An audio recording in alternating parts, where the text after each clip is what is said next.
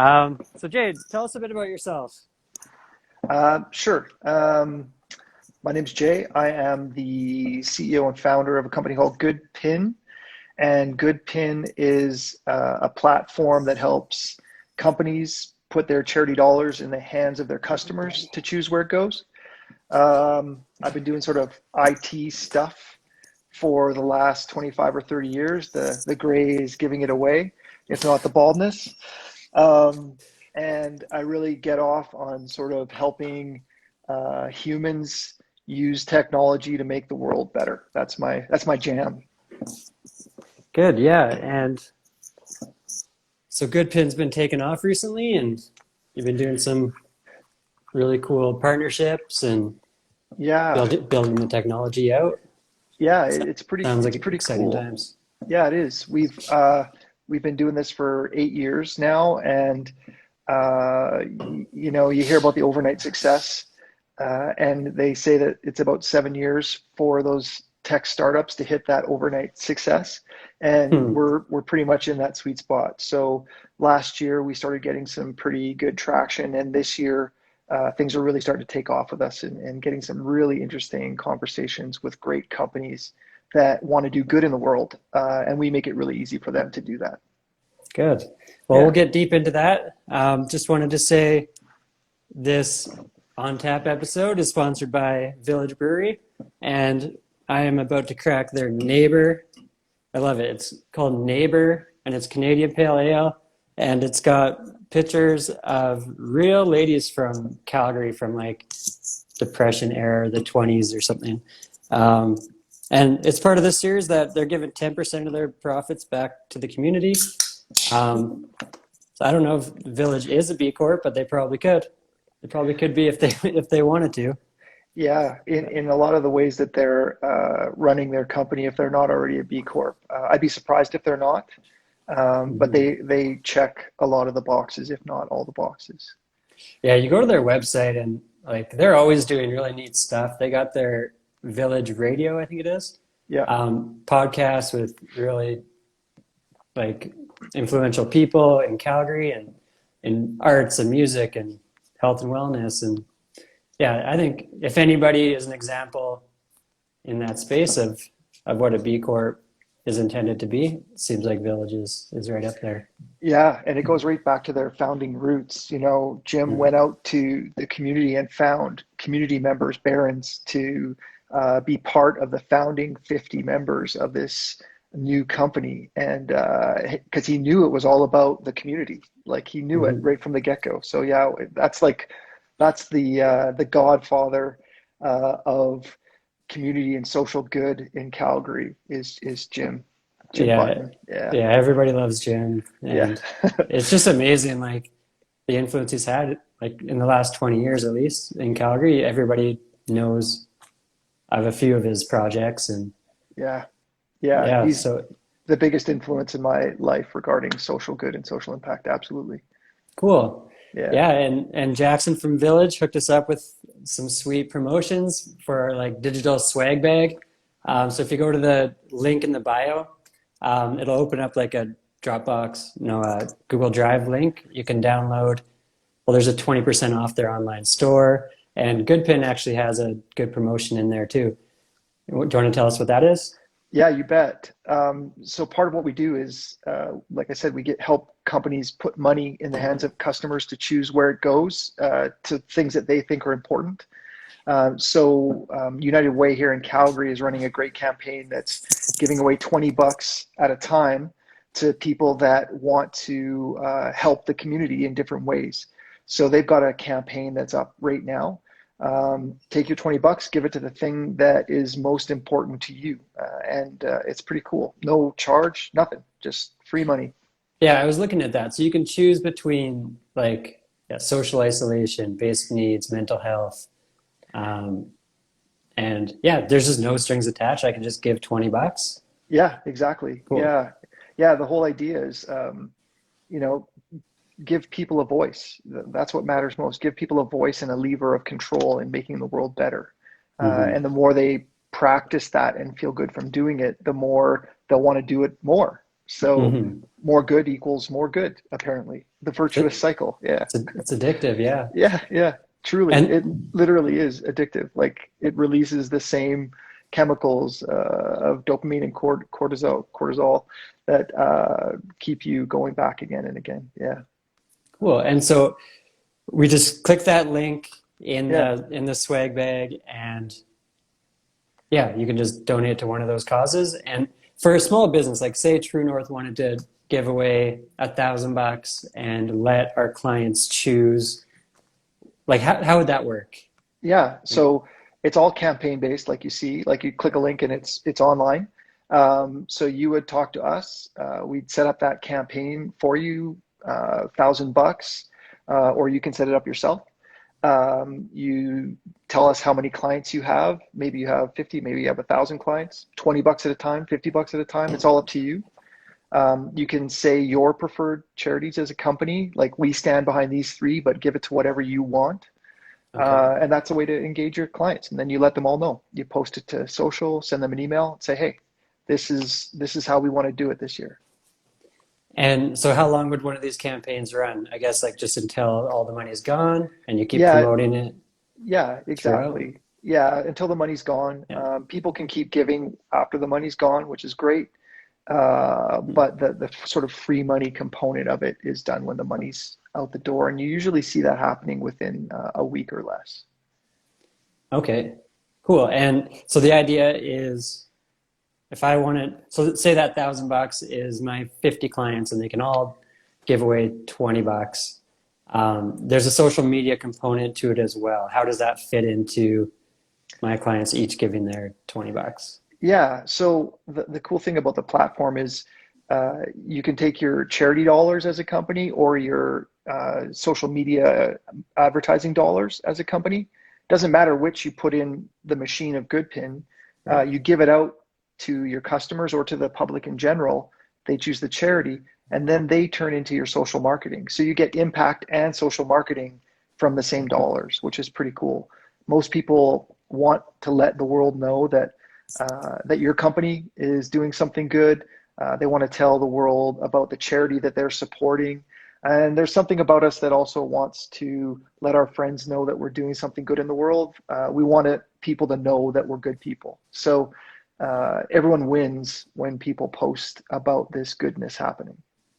Yeah, it's a really interesting, like you can see how it can snowball and Yeah, it's win-win. yeah, it's Plus crazy. the And charities benefit too. right? Yeah. Like Like, my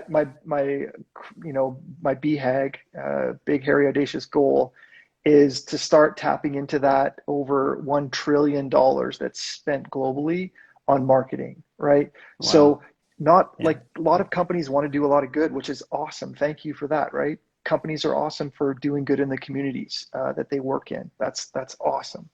Um, but what if we could also dip into that bucket of advertising and marketing that they're using and turn that into impact as well? So I want to move all of that money into doing impact, and then they also get the marketing out of it as well. That's my goal. Yeah. Like it's like there's content, but like ads are starting to be less effective, I guess. People don't pay attention to them enough. But Yeah, stories and people excited about something that like if my buddy's on social media being excited about something, it's like grabs your attention. You want to dig in. You want to see what, oh, they're giving money to something. Let's see. yeah, How does that yeah. work? Yeah, exactly. And that's where the new marketing is headed, right? Like you nailed it, that people don't care about ads anymore. Like ads aren't a thing. But what they do care about is what's called friend-to-friend marketing. So if I'm looking for a new car, I'm not gonna trust an ad to tell me that I should buy this type of car. I'm going to talk to my friend who happens to know a lot about cars, or my friend that just bought a car and said, "Oh, my experience with this company, Subaru, was awesome, but I tried out a Lincoln and it sucked." Like, sorry for anyone that drives a or bought a Lincoln or a Subaru.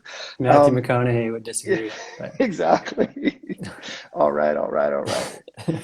Um, so yeah, like it's all about friend to friend marketing these days. yeah, So we trust our friends and we help companies sort of bridge that gap into the friend to friend world. Cool. And so how did you guys you've been around for almost 9 years now, I think? Yes. Yeah. Yeah. And Yeah. so what's your journey been? Like, how have you gotten to this spot? Yeah. So my background is corporate IT project management. So I've been in technology my whole career. I'm not the sort of guy on keyboards, but I'm the guy working with teams to deliver technology solutions. And I guess in that corporate world, you make a bunch of money. That's great. It's really fun, but it wasn't scratching that purpose itch in my life. Hmm. I branched off from there to start an online charity called You End Poverty, which reinvented the way that charity was being done online and digitally.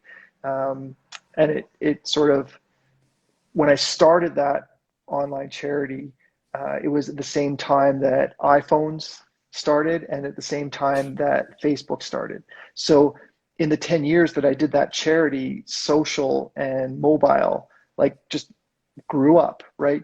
10 years Hmm. later, the way that I wanted to make a difference needed to change. And that's where Goodpin grew out of. So, yeah, I used my sort of technology background and that passion for engaging humans and using technology to make the world better, and started Goodpin, which is, like I said, this platform that helps companies do good. Um, so yeah, it's been a pretty fun and rewarding journey.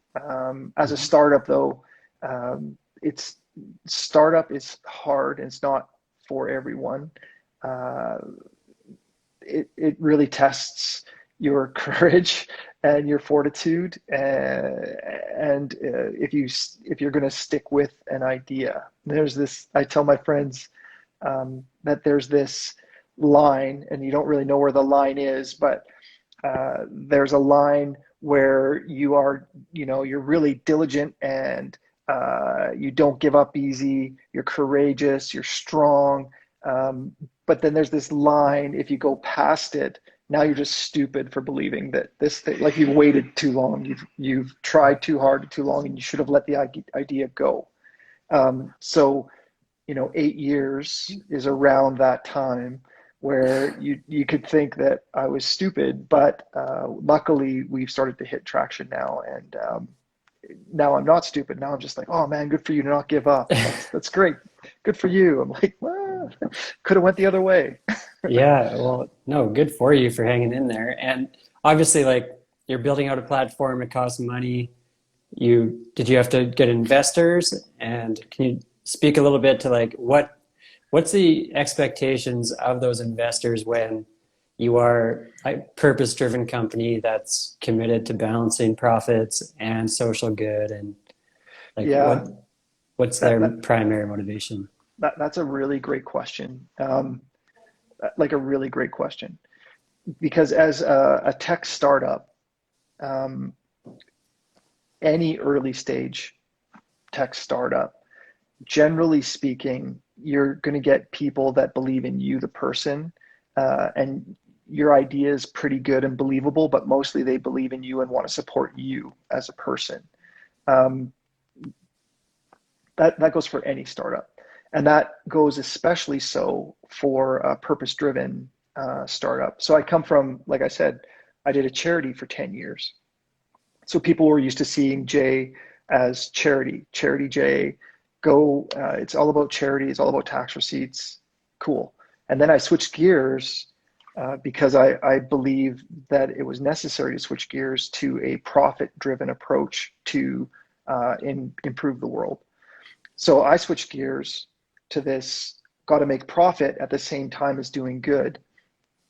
And of course, the people that have been with me the longest, they believed in that and they believed in me and believed in my vision. So they participated in investing. But then when you get beyond that circle of the closest folks to you, they're still betting on the person, but they're looking at the financial upside to them. They they they have to have a return on an investment. Otherwise, they want a charitable tax receipt.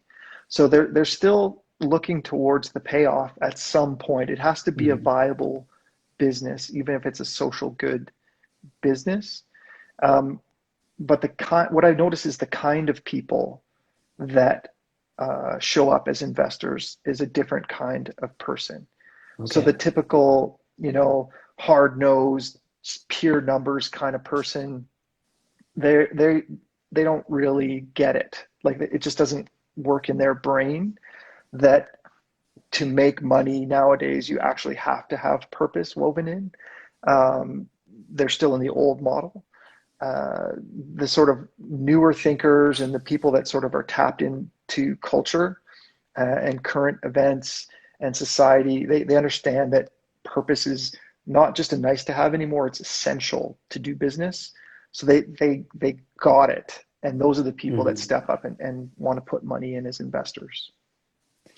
And so there is, like, I guess, these non-financial returns on their investment. And I just reading through the requirements to become a B Corp, you have to consider all the stakeholders that the business impacts, like the community and the vendors and the employees and the clients. And they even put government in there, which I thought was kind of interesting. But yeah, definitely environment, social, community, like those stakeholders. And yeah, I guess is there any sort of like discussion about the stakeholders when you were talking to your investors to raise money for this? Yeah, so we became a B Corp about halfway through that process, so about 3 to 4 years ago. So early stage, it was assumed and understood that we were about purpose because that's our business, right? Our business model is helping companies do good. Yeah. So they got that. After we sort of applied for the B Corp and got that behind us, more and more people were attracted to the story behind how you get accredited and what that means to us. And so it fostered more discussion around it, and it made them feel better in general. Like, there's the fastest growing source of funds out there are impact funds, right? Like the ability to invest in companies that are doing good in the world, or making some positive change happen in the world. So that's the largest sector of investment right now. So people are recognizing that they don't have to put their money in just any business. They can invest in a social business and feel good about where their money's going, as well as get the financial returns back. And as it turns out, social impact businesses are way outperforming, like 4 times outperforming standard traditional business models on the S&P 500, for example. Like, businesses need to put purpose at their core now, because it is not just a competitive advantage, it's a determinant of success. And there's go ahead. Yeah. And there's kind of 2 types, just reading through the documents, like there's the type of impact. Oh yeah, now you're drinking the non-alcoholic Village, but yes, yeah, that's a great one. I think that's one of the better non-alcoholic beers out there. It's phenomenal, actually. Yeah. Like, I've been on the non-alcohol train for about a year now. We were talking about that, and this the Village Local is at the top of my list. It's perfect. It's a fantastic beer. Yeah. So tastes like beer. Yes, thank you, Village. Yeah, it really does. It's part of the new generation of non-alcoholic beers. Sorry, I cut you off. Yeah, and we were talking about Partake the other day too, and how good they've been doing. But yeah, the B Corp requirements, there's the type of impact where your actual operations and what, like, your product is contributing to social good. But then there's like also the profits from your main product are reinvested. And so those are 2 ways to qualify. And Goodpin is obviously, like, your core focus is that purpose-driven social impact product. So when you talk about these returns at the big, like, to be purpose-driven and to be successful on the S&P 500 or whatever, is it companies that are creating a profit but then reinvesting back into their communities and putting a good chunk of their profit into these social or environmental initiatives, or is it the ones that have their actual model is driving social, like Tom's Shoes or Yeah, something like that's that? another great question. The answer is both, and it's typically and. So there are the larger companies that are really successful that are explicitly like Tom Shoes or Warby Parker's. Buy a pair of Warby Parker glasses and a pair goes to someone in need. That's great. Mhm. But the B Corp is and those are impact businesses. All of those are social impact businesses. But the B Corp takes a broader look at the organization, and it comes up with a scorecard and a weighting of your organization on all those different categories of how you do business, how you engage your employees, how you do governance, how you engage the community at large, how you deal with the environmental impact. So it looks at everything. So the obvious impact businesses like Tom Shoes, right? Like that's the great example that we all can think of. The buy one get ones, yeah, that's a slam dunk. Yes, B Corp for sure. But I think the more important components are the way that you run your business, right? And that's what the B Corp really gets at. They really help you look at your organization and focus on how you do business. There's a big governance section, so it talks like what are in your policies, what's in your mission, how are you committing to this stuff, and then you have to change your articles of incorporation and all this stuff. So you're really like, yeah. I thought it was interesting the difference between corporations in the States compared to those in Canada. And corporations in the States, the directors of those companies, their fiduciary duty is to the shareholders, where in Canada, their fiduciary duty is to the corporation itself. So if the corporation has a purpose, the directors, their duty is to advance that purpose, not necessarily shareholder value. I thought, exactly. Yeah, so the States started this like benefit corporation, or I think it's just the benefit corp, which changes that fiduciary duty to be the purpose of the company. But in Canada, that structure isn't really required because it's already like you just have to have a purpose-driven governance model, I guess. Yeah, and, exactly. And it achieves the same purpose.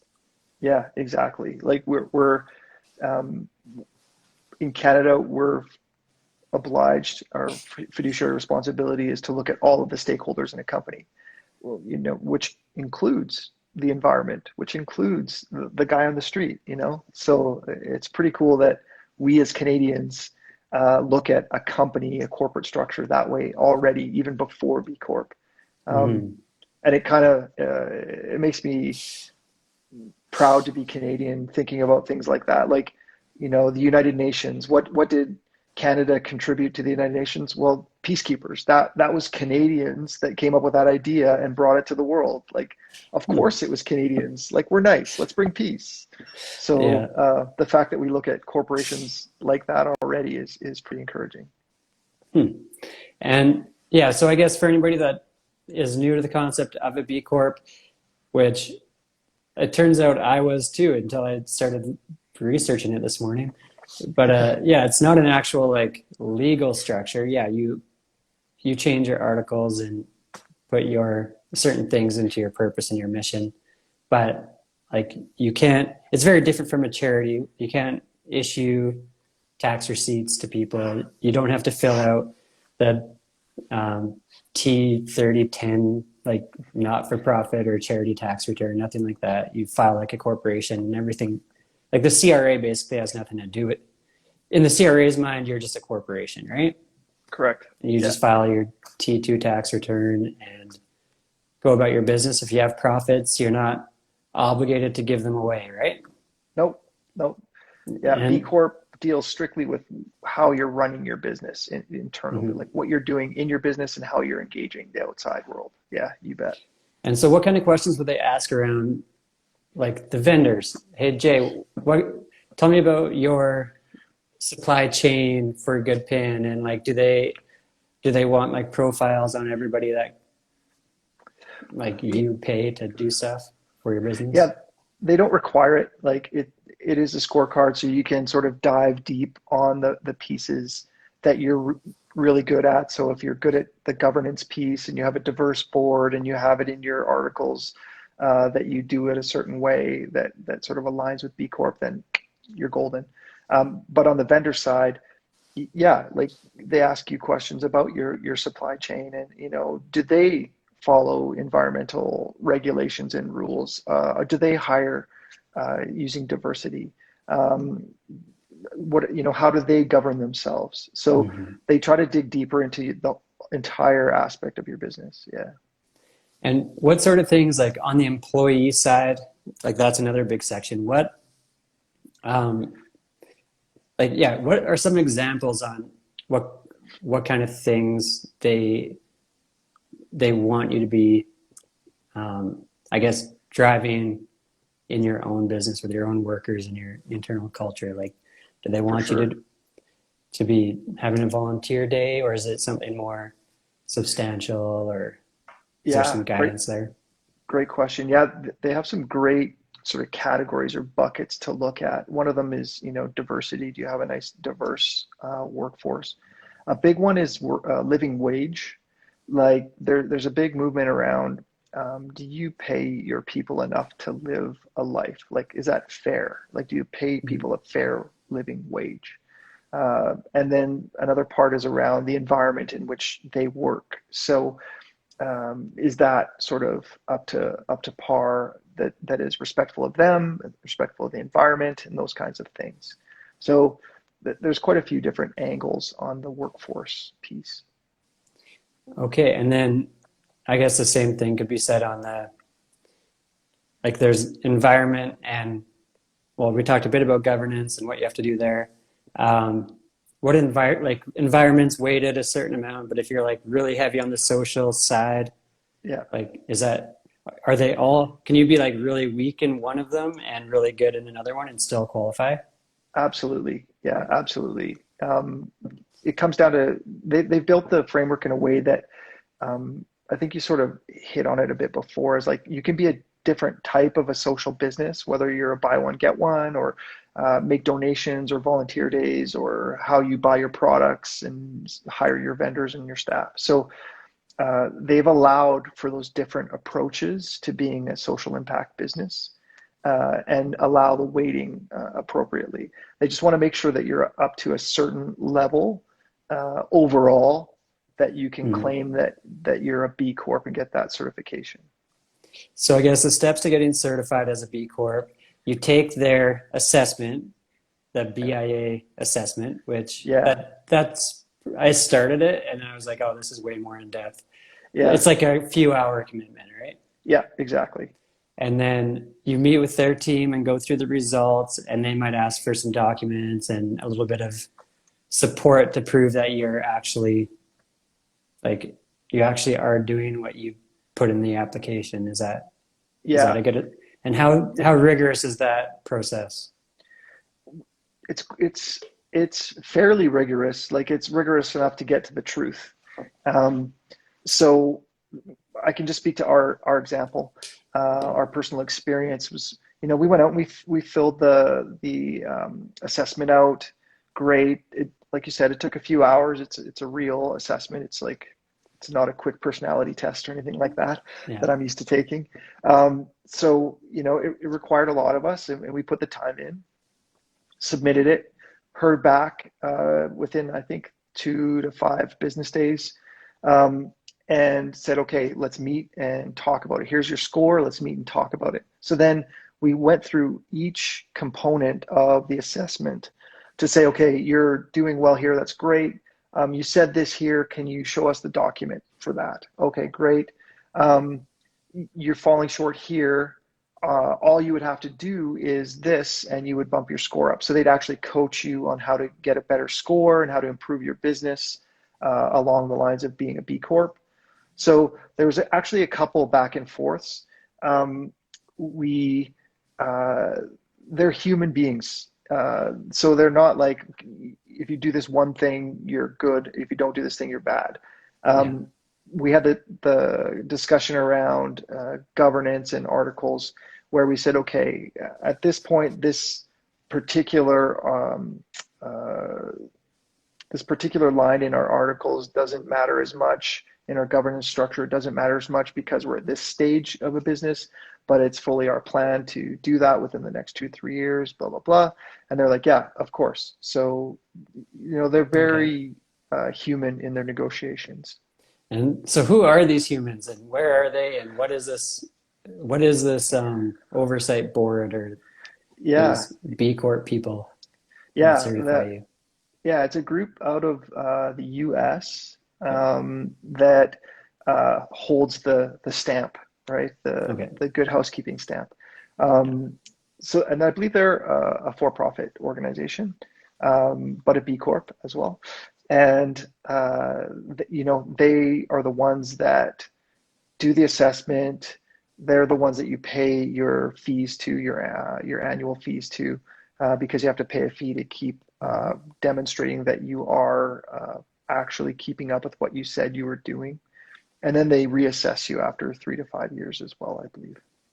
Okay. Have you gone through, I think it's a 3-year reassessment. Have you gone through that yet? Not yet, No. and it's coming up pretty quick actually for us. Mhm. Yeah. And you have to sign a declaration of interdependence. Do you remember what that's about? I looked into it a I little bit, but I in case you don't. forget. I do forget. Yeah, it's just, yeah, we're committed to our stakeholders. We're committed. We believe that businesses are here to do good and are tasked um, with like being the change they want to see in the world and really driving that change. There's a few other little, like it's pretty short, but it's a good little mantra that I guess you have to sign on to. And yeah, so the B Corp certification is what you get when you've gone through the process and they give you the stamp. Is this sort of like being certified organic or like, Yeah. yeah, one of those? Okay. Yeah, exactly. And it results in measurable difference in your perception. Like at first, I was kind of skeptical around how much of a difference it would make, but when people find out that you're B Corp, it sort of just checks a whole bunch of boxes for them, whether it's on the investor side or on the customer side. Okay, you're a B Corp, you're organic. I know that you've had to do these things. Cool, I'm good with it. And especially nowadays, like I said, when companies don't just it's not a nice to have to be purpose centered anymore. It's a must have to do business. The ones that aren't purpose centers are going by the wayside quickly. There's a new way of looking at the world, and we're seeing it increasingly now, even right with what's going on in the U.S. and here and around the world globally with COVID and so on.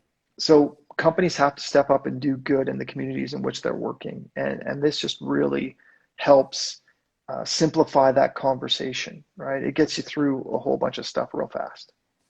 Yeah, like it's a good way to differentiate your brand. You can attract social media interest Yeah, and but you are legally, when you do make those changes to your articles, you're legally required to consider the impact of the company's decisions on workers, customers, suppliers, all that. yeah, So that's an and interesting yeah, piece of it.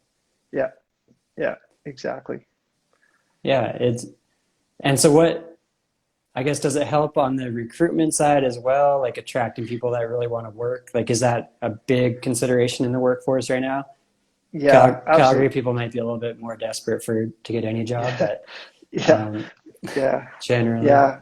In general, absolutely. Like as a startup, um, you're competing for a lot of talent out there with a lot of different companies, right? Like, how do you distinguish yourself? How do you stand out? And in general, because Goodpin is a company that does good in the world, like that's our brand, we're helping other companies do good. We really benefit from that when it comes to hiring. Like, hands down, people are seeking meaning in their lives and they work for companies that are great companies, but they personally don't find a connection with their meaning or purpose there. So they're looking for a job where they can do good work, but also sort of scratch that very human, primal itch to have purpose and meaning. And we check that box just because of what we do. But when you have that B Corp stamp, it just adds to that. If they know that they're working for a B Corporation, they know that that company is obliged to do good in the world more than just make money. So yeah, go ahead. Yeah, and it just seems like a signal that this company's thinking is more holistic and more long term, like that. Yeah. So many businesses are in that like short term mentality where it's what have you done in the last 90 days, or like what's this fiscal year going to look like? But yeah, this is very much longer term. Like we have a purpose, and it might take us a lifetime to get there. But I think that's a cool concept, and that business really needs that. Yeah, I think that's a really great point that you just hit on there. It speaks to the perspective of the organization and the people in the organization. Like not only is it looking long term, it's looking broader scope as well. Like how does this impact my community, my country, and so on. So yeah, it's a strong signal of that. Yeah, and as we look at the capitalist system, there's a lot of good and great things that come out of capitalism, and this sort of B Corp is sort of the next evolution or improvement on capitalism, taking it to a more human level that considers everyone else that's impacted by that business. Yeah, I think you're right.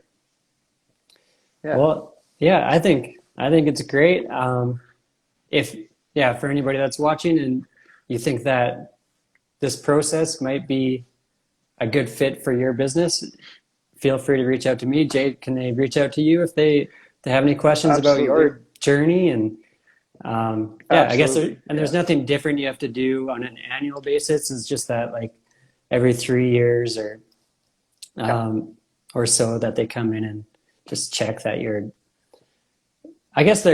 have to have like performance metrics, or like you have to measure certain things too, right? What sort of things do you think they're going to be looking at on that point?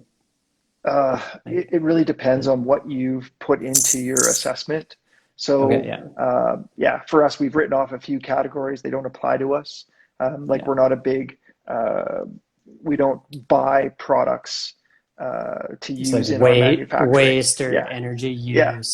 Diversity is probably a big one. Massive. Yeah. Governance is big. Living wage type stuff is huge for us. Yeah. So it is important that they help you define those metrics, and then they measure that with you 3 years later. Yeah. Great.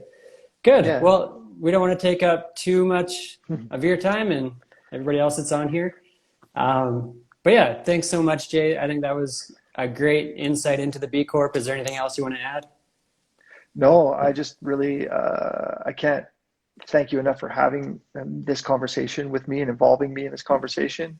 And I can't really say enough about how awesome you are at what you bring into the world at True North, and just as a human. But True North is a very inspirational organization. So thanks for being that to us, like regular folks that can be inspired by accounting of all things. So thank you. Well, thanks for saying that. Straight up. I don't know. Yeah, I don't know what to say. That was very nice. It's straight up. Yeah, hopefully we can do a campaign with you guys, and and everybody can see how it works on the receiving end, and everybody can go to the link in the bio, claim that $20 that United Way or an anonymous donor or something that's put up money, give somebody else's money away and feel good about it yourself. Exactly. Yeah. How good is that? Give someone else's money away and feel good. Yeah, it's great. Cool. Also in the swag bag, we have the Village promo code for 20% off on their online store. This was it's a tasty beer. It's a lot lighter than an IPA. It's a pale ale, Canadian pale ale. And they got their new hooch, which is a seltzer. I know Nikki over there. My whole team's we have Thirsty Thursdays right now. And so everybody is outside drinking their hooch and their Village neighbors right now. Awesome. And at our place in Okotoks, I think they're out having a pint as well. But yeah, check the swag bag. Our ebooks are in there. We have 3 of them, one on sole proprietors, one on starting a business.